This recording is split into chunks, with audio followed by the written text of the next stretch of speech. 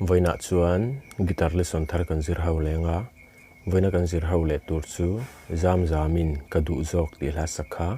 gitara ol samte in perda kan zir ho le don ni hela hi sin kan langa yama G asanga F minor a D minor khang ki hawa kan mo chuan strum dan poi chi khat kan nei lenga abul changa top thlekin a kwal leang tian down down down up tikhana down down down na na na na na na na na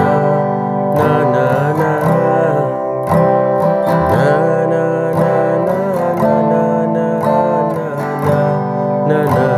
na tikhan kan strum down down down up tikhana chuan original nen karon play milna hian kepo first fret a karon vuanga